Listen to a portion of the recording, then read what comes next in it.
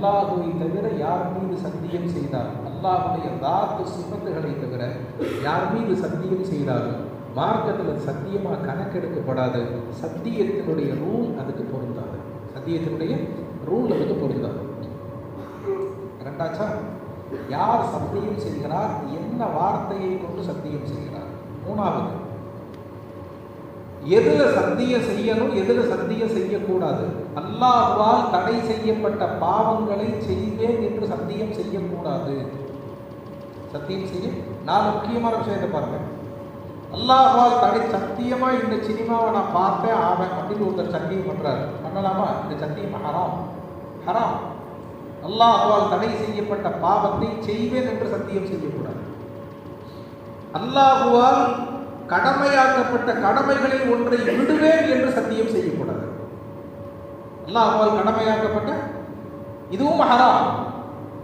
மூணாவது, அல்லாஹ்வால் அனுமதிக்கப்பட்டதை, நமக்கு ஹலாலாக்கப்பட்டதை நான் செய்ய மாட்டேன் என்று சத்தியம் செய்யக்கூடாது. அதான் போன வாரம் நாம் விரிவாக பார்த்தோம். மூணாவது, அல்லாஹ்வால் ஹலாலாக்கப்பட்டதை நான் செய்ய மாட்டேன், அல்லாஹ்வால் தடை செய்யப்பட்ட பாவத்தை செய்ய வேண்டும், அல்லாஹ்வால் கடமையாக்கப்பட்ட இபாதத்துகளை எதையாவது ஒன்றை விட வேண்டும், அல்லாஹ் நமக்கு அனுமதிச்ச எந்த ஒன்றையும் நான் செய்ய மாட்டேன் என்றோ நான் சத்தியம் செய்யக்கூடாது. ஒருத்தர் விவரம் இல்லாமல் சத்தியம் பண்ணிட்டாரு, ஒருத்தர் புரிதல் இல்லாமல் சத்தியம் பண்ணிட்டாரு. இப்போ நிலைமை என்ன? இவர் கட்டாயமா சத்தியத்தை முடிக்கணும், சத்தியத்தை முடிக்கணும், இவர் செஞ்ச சத்தியத்தை முடிக்கணும். சரி, சத்தியத்தை முடிச்சுட்டா, சத்தியத்தை முடிச்சுட்டா சத்தியத்துக்குன்னு ஒரு பரிகாரம், குற்ற பரிகாரம் இருக்கு. அந்த குற்ற பரிகாரத்தை அவர் செய்யணும். தான் செய்த சத்தியத்தை முடிக்கணும். எதை செய்ய மாட்டேன்னு சொன்னாரோ அதை செய்யணும், எதை செய்வேன்னு சொன்னாரோ அதை செய்யக்கூடாது. அல்லாஹ்வுக்கு எதிராக சத்தியம் பண்ணியிருந்தா முறித்த சத்தியத்துக்கு பரிகாரம் செய்ய வேண்டும். என்ன பரிகாரம்? குர்ஆன் பின்னால் சொல்லி ரெண்டு சத்தியம் சொல்லியிருக்கானா? ஒரு சத்தியம் யதார்த்தமாக நாட்டில் வரக்கூடிய சத்தியம், ரெண்டாவது சத்தியம் நாம் திட்டமிட்டு செய்யக்கூடிய சத்தியம். இது எதிர்வரும் காலத்தில் திட்டமிட்டு செய்யக்கூடிய சத்தியம். இதுக்கு பேர் அல் யமீனுல் முன்ஆகித் அப்படின்பாங்க மார்க்கத்தில். மூணாவது ஒரு சத்தியம் இருக்கு. அந்த சத்தியத்தை பற்றி அல்லாஹ் இங்கே பேசவே இல்லை. பொய் சத்தியம். பொய் சத்தியம் ஏதாவது பயனுக்காக நன்றாக தெரிந்து கொண்டே செய்தியை மாற்றி செய்வது. யாராவது ஒருத்தருக்கு சாட்சி சொல்ல போறீங்க, சாட்சி சொன்ன போன இடத்துல நமக்கு நல்லா தெரியும் இவன் குற்றவாளி, இவன் இதை பேசினாங்க, இதை இவன் செஞ்சாங்க, அல்லாஹின் மீது சத்தியமாக இவர் இப்படி செய்யவே இல்லைங்கிறார். ஆனால் இவருக்கு நல்லா தெரியும் செஞ்சாருங்க. எதுக்காக மாற்றி சொல்றாரு? செய்தியை மாற்றி சொல்வதன் பயன் என்ன? பொய் சத்தியம்.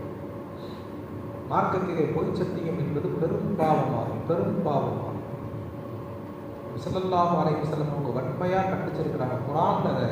இந்த மாதிரி யார் சத்தியம் செய்கிறார்களோ, ஒருத்தர் தெரிஞ்சே பொய் சத்தியம் செய்து அதுக்கு கஃபாராவே கிடையாது. அப்படி சத்தியம் பண்ணிட்டாருன்னா அவர் என்ன? அல்லாஹ்ட்ட மன்னிப்பு தேடிக்கிற வேண்டியதான். அல்லாஹ் நாடுதான் அவரை மன்னிப்பான். ஸல்லல்லாஹு அலைஹி வஸல்லம் ஒரு தர்மத்தில் சொன்னாங்க, அவங்கள்ட்ட ஒரு வழக்கு வந்துச்சு. வழக்கு வந்தால் ஒருத்தர் உண்மையில் உரிமையானவர் ஒருத்தர், அந்த உரிமையானவர் தன்னுடைய வாதத்தை எடுத்து வைக்க தெரியாமல் இருக்கிறார். உரிமையானவர் யார் உரிமை இல்லையோ, உரிமை இல்லாதவர் ரொம்ப அழகா புரிய வைக்கக்கூடிய, ரொம்ப அழகா பேசக்கூடியவராக இருக்கிறார். ஏன் சொத்து என்னுடையதுன்னு வாதாடுறாரு. நான் சொல்றது புரியுதா? உண்மையில் யாருக்கு உரிமையோ அவருக்கு தன்னுடைய உணர்வுகளை தெளிவாக பதிவு செய்ய எடுத்து வைக்க தெரியாதவராக இருப்பார். யாருடைய உரிமை இல்லையோ, யார் அவர் பாதிக்கப்படவில்லையோ அவர் ரொம்ப அழகா எடுத்து வைக்கிறவரா இருப்பார். கேட்கிறவர், விசாரிக்கிறவர், புரியும்படியா யார் சொல்றாங்களோ அவர் தான் அவரை எடுத்துக்குவாரு. அதான் அவருக்கு புரியும். ஸல்லல்லாஹு அலைஹி வஸல்லம் இந்த உரிமையை யார் நல்லா சொன்னாரோ, புரியும்படியா சொன்னாரோ அவருக்குரியதுன்னு தீர்ப்பு செஞ்சுட்டாங்க. உண்மையில் உரிமைக்கு பாத்தியப்பட்டவர் அவர் தன்னுடைய உணர்வுகளை தெளிவாக எடுத்து வைக்க தெரியாததுனால சொன்னாரு. ஸல்லல்லாஹு அலைஹி வஸல்லம் அவர் சொன்னது, நம்மள்டே ஒரு வழக்கு வருதுன்னு வைங்களேன், ஒரு வழக்கு வருது, இது யாருடைய உரிமையை எப்படி தீர்ப்பு செய்வீங்க? ரெண்டு பக்கம் விசாரிச்சு பார்ப்போம். எது நமக்கு ப்ரூஃபுடைய அடிப்படையில் எது தெளிவாக தெரியுதோ அவருக்கு உரியதுன்னு தான் தீர்ப்பு செய்வோம். அதுதானே கோர்ட்டு தீர்ப்பு செய்யும்.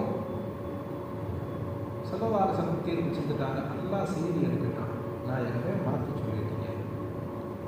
யார் வந்து ரொம்ப சுவையாக இனிமையாக பேசினாரோ அவர் சரியானவர் அல்ல. யார் பேச தெரியாமல் தடுமாறினாரோ அவர்தான் உரிமைதாரர், அவர்தான் பாத்தியதாரர். சொன்ன உடனே செல்லவாரசன் பொது அறிவு கொடுத்தார். அடுத்தவங்களுடைய ஹக்க, அடுத்தவங்களுடைய உரிமையை தன்னதாக்கி கொள்வதற்காக யார் சத்தியம் செய்கிறாரோ நாளை நாளை அல்லாஹ்வை அவர் சந்திப்பார். அல்லாஹ் அவரின் மீது கடுமையான கோபத்தில் இருக்கும். பொய் சத்தியம் செய்து தன்னதாக்கி கொண்டவர், பொய் சத்தியம் செய்து பயனடைந்தவர் அல்லாஹ்வை சந்திக்கும் போது அவர் மீது அல்லாஹ் கடுமையான சினத்தில் இருப்பார், கடும் கோபத்திலே இருப்பார். அல்லாஹ் கொடி நிலையில் இருப்பார். அந்த நிலையில் அவர் சந்திப்பார், அல்லாஹ் சந்திப்பார். பொய் சத்தியம் செய்வது கடந்த காலத்தில் நினைவிருக்க பொய் சத்தியம் செய்கிறது.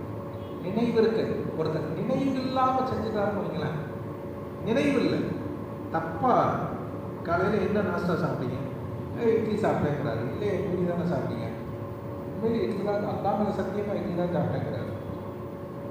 எதையோ ஒன்று சத்தியமாக நடந்து சென்றார்.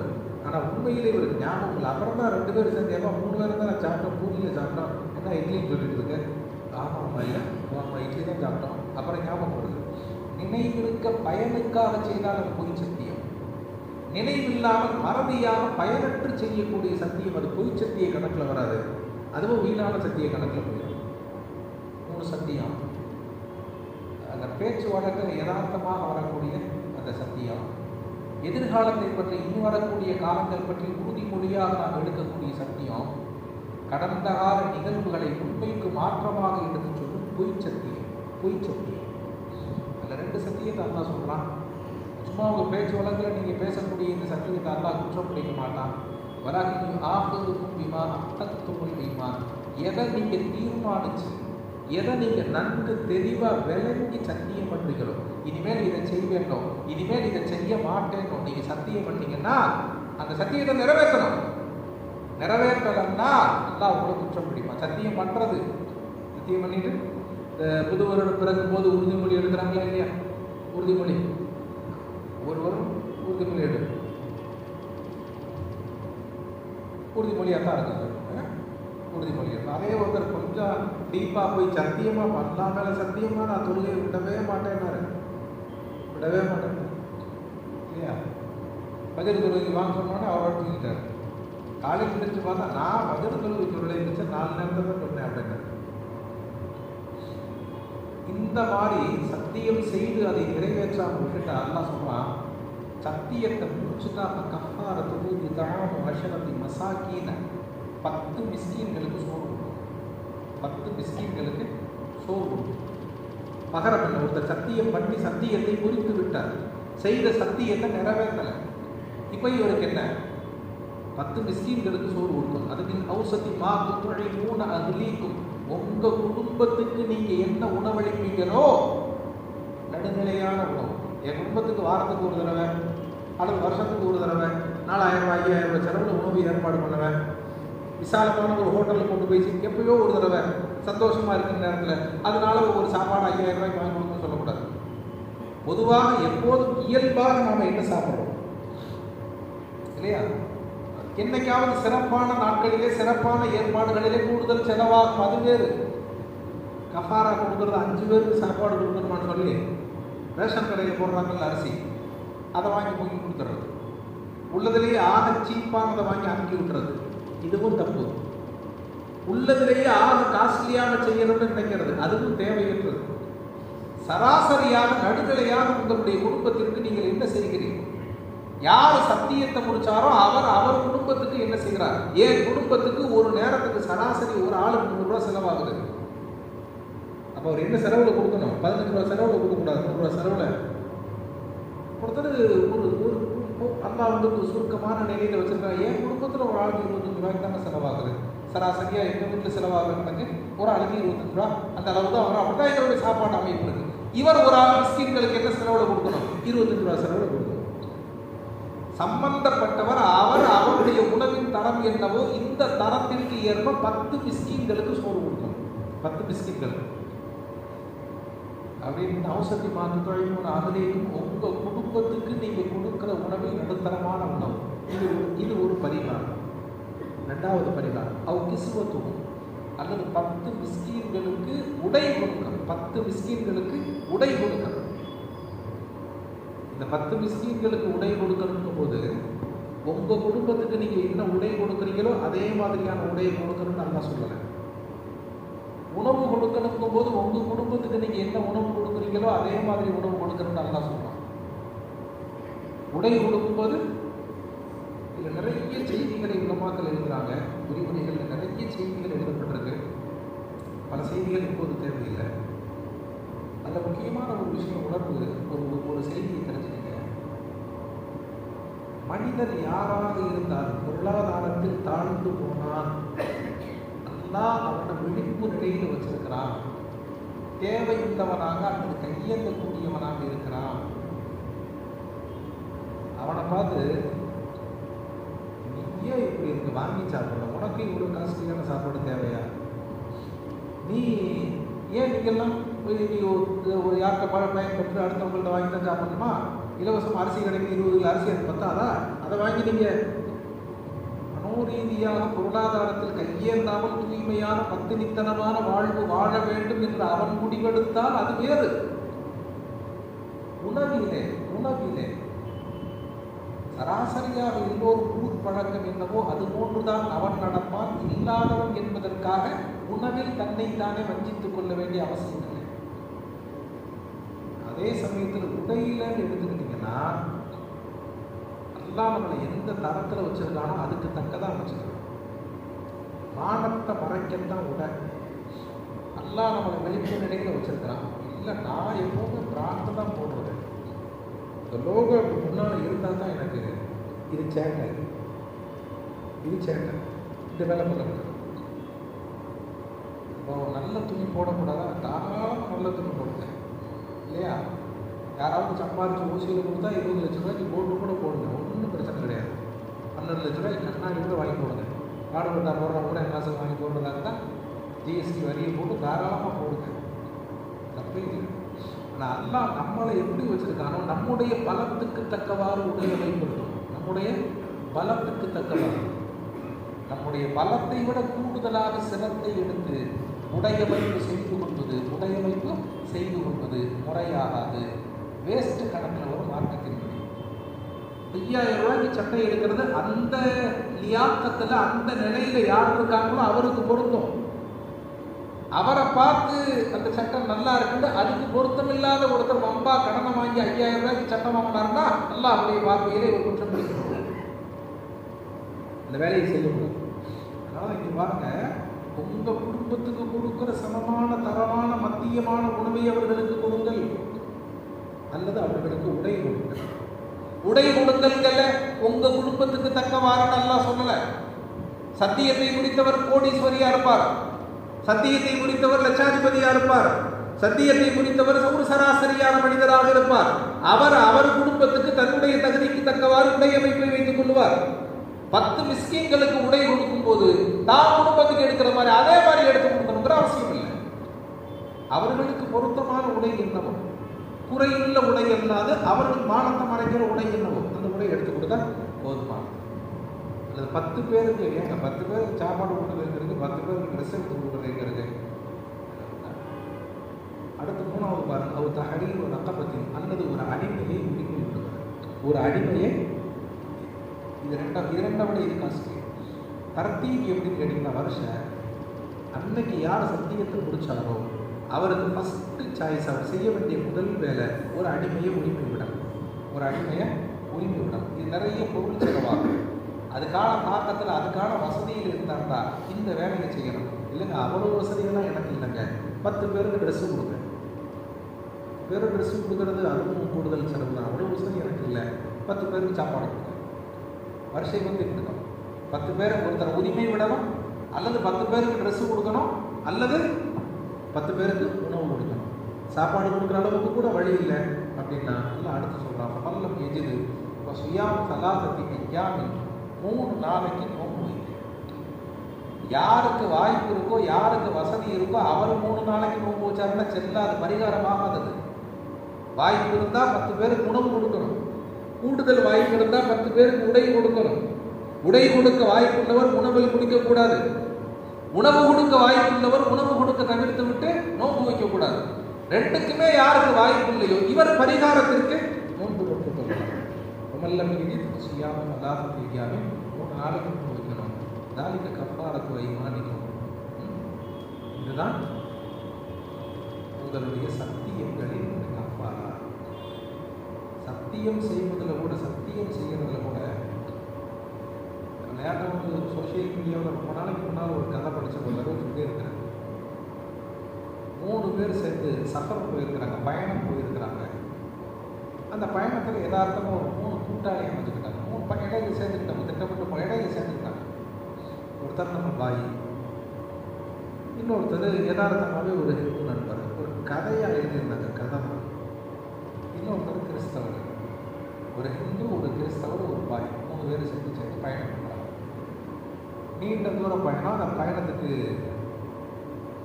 காட்டு வழி பயணம். போகிறாங்க வழி தவறி போயிட்டாங்க. அன்னைக்கெல்லாம் பயணம் பார்த்தீங்கன்னா, காரணம் எடுத்துகிட்டு போய் எல்லா இடத்துலையும் ஸ்வைப் பண்ணி சாப்பிட முடியாது. பயணத்துக்கு தேவையான உணவுகள், தண்ணீர் எல்லாத்தையும் நாம் ஏற்கனவே எடுத்துகிட்டு போயிருக்கணும், நம்மோடு சுமையாக கொண்டு போயிருக்கணும். போகிற வழியில் தீர்ந்து போச்சுன்னா காட்டுக்குள்ளே மாட்டிக்கிட்டோம்னா சிக்கலாக போயிடும். இடையில நினைச்ச இடத்துல எல்லாம் உணவுக்கு தண்ணீருக்கான வாய்ப்பு இருக்காது. எடுத்துட்டு போனாங்க, வழி தவறி போயிட்டாங்க. காட்டுக்குள்ள ரொம்ப நேரம், ரொம்ப தூரமாச்சு, ரொம்ப காலமாச்சு. கொண்டு போன உணவுகள் எல்லாம் தீர்ந்து போச்சு. நடக்கிறாங்க. வெயில் கடுமையான பசி மாட்டிக்கிட்டாங்க. தவிச்சு போய் இரவாயிடுச்சு. ஒரு இடத்துல உட்காந்து பேசிட்டு இருக்காங்க. என்ன செய்யறது, வழியும் தெரியல, எங்கிட்டு போறது. அல்லாஹ்வுடைய நாட்டம். அந்த பகுதியில் பார்த்தீங்கன்னா எதுக்காக ஒருத்தர் வந்திருக்காரு. வந்தவர்கிட்ட வழி விசாரிச்சுக்கிட்டாங்க. வழி விசாரிச்சுட்டு சாப்பாட்டுக்கு வழி இல்லை, ஏதாவது கொடுங்க. அவர் எப்போ, நான் ஏன் பயணத்துக்கு அளவு திட்டமிட்டு கொண்டு போனேன், சாப்பாடு கொடுக்குறவங்களா இல்லை, 3 பேர் கொடுக்குறீங்க, 3 பேருக்கு தேவையான அளவு கொடுத்தா ஏன் பயணம் வந்து சிரமமாக ஒரு செய்யுங்க. ஒரு ரொட்டி தர்றேன், ஒரு ரொட்டி 3 பேர் சாப்பிடுங்க அப்படின்னு அவருடைய இதில் ஒரு ரொட்டியை கொடுத்தாரு. ஒரு ரொட்டியை கொடுத்தோடனே சரி வாங்கிக்கிறாங்க. இப்போ என்ன செய்யலாம், ஒரு ரொட்டி என்ன முறை, என்ன செய்யுது, 3ஆவது வச்சா ஆளு கொஞ்சம் சாப்பிட வேண்டியதானே. ஒவ்வொருத்தருக்கும் சிந்தனை ஒவ்வொரு மாதிரி போகுது. ஏன்னா யாரை பசிக்கு சோள பொறி கிட்டாது. 3 பேருமே அவ்வளவு கிணக்கத்தில் இருக்காங்க. என்ன செய்யலாம், ஆளாளுக்கு ஒரு ஐடியா சொல்ல. 3 பேருமே அதை கவர வேண்டும், நம்ம ஒரு ஆளாக எடுத்துக்கிறதுல ரொம்ப குறியாக இருக்காங்க. 3 பேர் சத்தியம் பண்ணிட்டு உட்கார்றாங்க. நாங்கள் ஒரு முடிவு பண்ணுவோம், முடிவு பண்ண மாதிரி பண்ணணும் அப்படின்னு 3 பேர் சத்தியம் பண்ணி, கையை வச்சு சத்தியம் பண்ணிட்டு ஆரம்பித்தாங்க. நம்ம பாய்லாம் தெளிவாக இருப்பாரு. 2 பேர் ஒன்று சொன்னாங்க. பாய் சொன்னாரா, நான் ஒரு ஐடியா சொல்கிறேன், இதை ஒரு இடத்துல வச்சுட்டு இன்னைக்கு நம்ம நைட்டு நான் தூங்கிடுவோம். யார் நல்ல கனவு பார்க்குறாங்களோ அவங்க காலையில் ரொட்டியை வச்சுக்கிறோம். நைட்டில் யாருக்கு நல்ல கனவு வருதோ, நம்ம 3 பேர்த்துல யாருக்கு பெஸ்ட்டான கனவு வருதோ அவங்க சாப்பிட்டா போச்சு. ஆனால் நான் கனவு கண்டேன்னு பொய் சொல்லக்கூடாது, இதில் மோசம் பண்ணிடக்கூடாது, சத்தியம் பண்ணுங்க. 3 பேர் சத்தியம் பண்ணியாச்சு. சரிட்டு கொண்டு போய் ரொட்டியை ஒரு இடத்துல வச்சாச்சு. 3 பேரும் படுத்தாச்சு. விடிஞ்சிருச்சு, எந்திரிச்சாச்சு. எந்திரிச்சு உட்காந்து இதை ஆரம்பிக்கிற கனவு பார்த்தீங்களாப்பா, நீ என்ன கனவு பார்த்தேன்? இந்து நண்பர்ப்பா, அவர் அப்பாவி கனவு ஆரம்பிக்கனவா, கனவு என்ன கனவு கண்டேன் நான் அப்படின்னு அவர் கண்ட கனவு அவுத்து விட்டாங்க. கடைசியில் பார்த்தா மயில் வாகனம் மயிலை தூக்கிட்டு வந்தாரு. மயிலை தூக்கி வந்து பின்னால என்னை ஏறுட்டாரு. ஏறி உட்காந்துட்டேன், சுற்றி காட்டினாரு அப்படின்ட்டு எப்படியாவது நம்ம ஆட்டையை போடணும்ட்டு இவன் ஃபீல் ஆகலாம். அவர் 2 பேரும் அப்படியான்னு கேட்டுக்கிட்டாங்க. அடுத்து 2வது நண்பர் அவர்கிட்ட, நீ என்னப்பா கனவு பார்த்தா? அடையே, நான் கண்ட கனவு அதை விட பிரமாதமான கனவு. பரலோகத்துக்கே நான் போயிட்டேன். தேவன் கூப்பிட்டு போய் பரலோகத்தை சுற்றி காட்டுறாரு. அப்படின்னு அவர் விட்டார் மூலமா. 2 பேரும் சேர்ந்து ஒரு பாய்ட்டு, நீ என்னப்பா கனவு கண்டன்னு கேட்டுருக்காங்க. முகத்தை அவர் அப்படியே சோகமாக வச்சுருக்காரு. என்னப்பா சோகம், என்ன கனவு கண்ட? அதை ஏன் கேட்குற? படுத்திருந்தேன், நைட்டு ஒரு பெரிய பாய் கையில் கரை போட வந்தார், ஓகே ஒரு சாத்தினாரு. நான் விட்டேன், என்னங்க பாயின்னு ஒட்டி இருக்கிற இடத்த கையை காட்டினாரு. ஓ அப்படின்னாரு. நான் என்னங்க பாயின்னு ஓ போனேன், சாப்பிடு அப்படின்னாரு. சாப்பிடு. அப்புறம் திறந்து வச்சிருக்காரு கையில். என்ன செஞ்சீங்க? சாப்பிட்டேன், முடிஞ்சு நைட்டு வேலை முடிச்சு. இது பிறகு வச்சு போனாரு, போனேன், சாப்பிடுண்டாரு, பார்த்தேன், மறந்தாரு, எடுத்து சாப்பிட்டேன். இல்லைன்னா நைட்டு அடிச்சிருப்பாரு. ஒரு வார்த்தை என்னைய பக்கத்தில் தான் நான் கொடுத்துருந்து எழுப்பக்கூடாதா நீ? ஏன்னா நீ தான் மயில் ஏறி போயிட்டியே, நீ எங்கே இருக்க? மயில் ஏறி போயிட்ட, இவன் என்னையே எழுப்பக்கூடாது, நீ தான் பரலோகம் போயிட்டியடா. பார்த்தேன், ஒருத்தன் பரலோகம் போயிட்டேன், ஒருத்தன் மயில் ஏறி போயிட்டேன். அவரு வேறு குச்சி வச்சிருக்காரு கையில், என்னைய வேறு வழியே இல்லை. போய் முடிஞ்சிச்சா? முடிஞ்சிருச்சு, நைட்டு சாப்பிட்டேன். இப்படி ஒரு சத்தியம் வருது. வியாபாரிகள் செய்கிற சில சத்தியங்களை போனது. இது எப்படி சொன்னேன்னா, ஒரு கதை தான் இது. துன்யாவினுடைய சின்ன சின்ன அற்பமான இலாபங்களை அடைவதற்காக, பிறரை நம்ப வைப்பதற்காக, பிறரை ஏமாற்றுவதற்காக, அடுத்தவர்களுடைய பொருளாதாரத்தை சத்தியம் செய்வது, நாளை அல்லாஹுவை சந்திக்கும் போது அல்லாஹுடைய சினம், அல்லாஹுடைய முனிமம் அவர் மீது இறங்குற மாதிரி அல்லாஹ் கோபத்தோடு இருப்பான் அப்படின்னு அல்லாஹ் சொல்கிறான். உங்களுடைய செய்த சத்தியத்தை முறையாக நிறைவேற்றலைன்னா அதுக்கு என்ன பரிகாரம்னு சொல்லிட்டு அல்லாஹ் அடுத்து சொல்கிறான், இதை அலஃப்தும் சத்தியம், முதல்ல சத்தியம் பண்ணாதீங்க. சத்தியம் செய்தால் உங்களுடைய சத்தியத்தை நீங்கள் நிறைவேற்ற வேண்டும். சத்தியம் செய்தால் உங்களுடைய சத்தியத்தை நீங்கள் நிறைவேற்ற வேண்டும். கதாலிக்க யுபையுல்லாஹ் லக்கும் ஆயாத்திஹி லஅல்லக்கும் தஷ்குரூன். அல்லாஹ் உங்களுக்கு தன்னுடைய ஆயாத்துகளை, வசனங்களை விளக்கி சொல்கிறார், தன்னுடைய சட்டங்களை புரிய தருகிறார். நீங்கள் நன்றியுள்ள மக்களாக இருக்க வேண்டும் என்பதற்காக. இந்த ஆயத்தில் நாம் தெரிஞ்சுக்கிற ஒரு முக்கியமான செய்தி என்னன்னு கேட்டீங்கன்னா, இயல்பாகவே பெரும்பாலும் நம்முடைய தமிழ் வழக்கில் நம்ம யார் சத்தியம் பண்ணோம், நம்ம என்ன சத்தியம் பண்ணோம், ஏன் சத்தியம் பண்ண போகிறோம்? தமிழ் வழக்கில் அதிகமாக சத்தியம் பண்ணுற வேலை இல்லை, நம்ம சத்தியம் பண்ணுற பழக்கம் இல்லை.